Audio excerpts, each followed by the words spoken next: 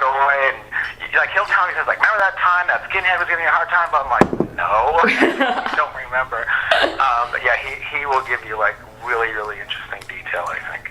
Yeah, that's awesome. Yeah. So, what was kind of your role then in the actual creation process with the zine? Like, did you have a specific parts that you worked on, or,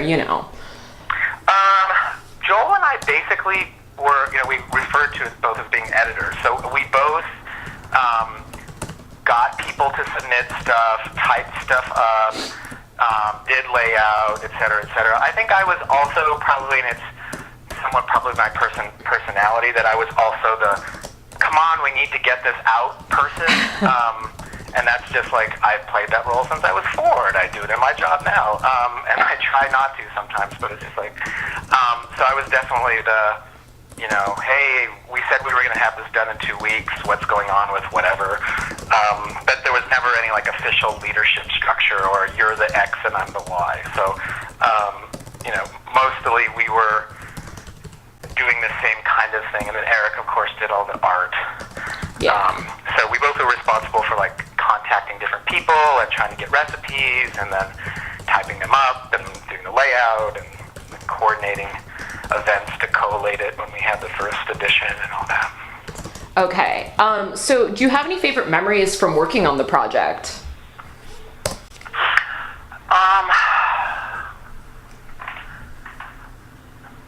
Well, I mean, this is not like a specific thing, but one of the things I really enjoy about the book, and putting together the book, was working with Eric, particularly because there's all kinds of inside jokes throughout the whole thing, and that when he would come over and with like drawings, and like many of the drawings in there are of people we know, and usually there's something in it that's making fun of them that most people wouldn't necessarily, it's not obvious. Okay. And so he would come over with stuff, he's like, look, check this out, this is Sean or whatever, and we'd just be like crying, like, do we have to put that in the cookbook? You're just like, those kinds of things. And I think that was also a big part for me, like, even, now every once in a while I'll go through it and just like, there are things like that throughout. It's just like, gives you that really warm kind of close friends kind of feeling. And it was, it's the kind of picking on people you do with people that you care about and are important to you. So it was like, that kind of thing. So I have a lot of memories of that in terms of like over the course of putting it together. The fun of both sort of, like teasing our friends, but also making a bunch of people a part of the book in a way other than just submitting a recipe, although of course the recipe submission was absolutely crucial or the book wouldn't exist, but it also kind of represents a broader spectrum of people that we knew in that way. So, and I'm very interested in that kind of thing now. I'm often involved in projects that are sort of purposely intended to bring different people together to produce something that will also very much represent kind of those feelings of connection and community and stuff like that. So there was a lot of that. And I wouldn't have called it that then. Right. Because I was 18 or 19 or whatever. I absolutely love that part of it, definitely. Okay. Let's see. I'm like trying to, because I have like all my questions, but I'm like trying to pick out the ones that make sense in regards to what we're talking about right Where now. We are. Sure, yeah, don't worry. Yeah. Let's see. Well, how about, can you just tell me a little bit more about the Hippie Core crew? Sure.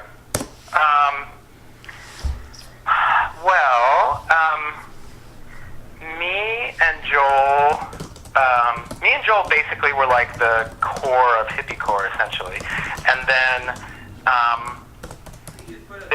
it's almost like if you think of a spider web, so there were lots of extensions to, certainly Audrey, Joel's wife, was very much involved. A woman I was dating at the time, Tracy, was definitely involved. And then Eric, and then members of bands that we were connected to, and bands that were friends, and there was kind of like the immediate core group, and then it was the kind of thing where there were people who probably didn't say, oh, I'm like there wasn't, it wasn't like the kind of thing people like, oh, I'm in hippie-core. Right. Really. That wasn't something people said, really, but was it was the kind of thing, like, if we needed, like, we put out a zine or something, we need to have it collated, like, we have a party, and then, like, there was just people, representatives from different bands, and people we knew would come over and, like, help us. I mean, it was just very easy to kind of get groups of people together to do it, because people were very supportive of it.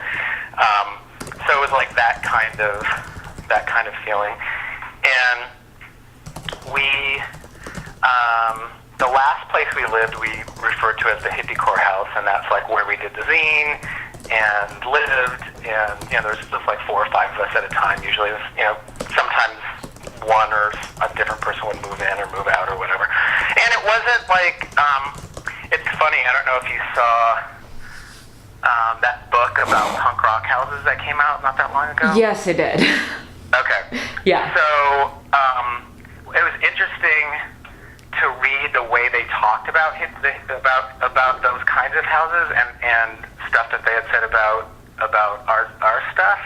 Yeah. And not that it was inaccurate or anything, but it was very much like someone, it was like the classic, in some ways, mistake of the social scientist of describing something, not hearing it from the native's perspective. I mean, it wasn't bad, yes, but it was kind of like, we never called it a punk rock house. Like, that's not something, that's a term other people use to describe it, if you understand. And it's a legitimate description, but that's not what we thought of it as. It was just where we lived, if you know what I'm saying. So it wasn't like it's kind of like the later view of it was different than the experience of it. I mean, it was a house where we did stuff or whatever, and it was definitely like, like flyers all over the place and blah, blah, blah. I mean, it definitely fit the category, but it was just interesting reading it sort of from an other's perspective, like, okay, yeah, I guess you're like, it could be categorized that way, but we didn't really think of it that way, really. Yeah. Yeah. I don't know, what else can I say about that? That would be... No, that was good so far. I realize I'm going to be jumping around a little bit, so... No, don't worry about it. Yeah, totally don't worry about it. So, because this was a question I actually think I meant to address after the other stuff, but... Yeah. So one of the things that I really like about the zine, and especially looking back on it or looking at it to use it for a project, or, some of the longer essays and like the longer written sections in the zine. And so can you tell me a little bit about some of the ones you worked on more? Like, I know the one towards the end, like the why vegan, well, why punk for that matter, right, for example. Just, a little bit about what you were thinking about with it then or something. So. Sure. I can say, generally speaking, to even take a little bit of a step back, so this was kind of an approach that we used, like Joel and I also did a record label, and for most of the releases, although it didn't work out for all of them, unfortunately, we had asked, like, we wanted there to be, besides, like, whatever music that we liked, that asking, bands to do something that was creative or expressive or that, talked about something important, because we kind of, our way of connecting to punk rock was always about that it gave us a connection to important ideas or radical, or, what we thought of as radical ideas, and we wanted that to be more than just kind of the, awesome shouted songs or whatever, So there was this kind of built-in, if we're going to do this, it's not going to be just a cookbook, if that makes sense. Yeah. We wanted it to be something where people would write about stuff. And we had, other ideas, like maybe people would do poetry or something, and that was something that wasn't followed up on. Yeah. But that, having people write about why it's important, not just... So there would be sort of different approaches to the same thing.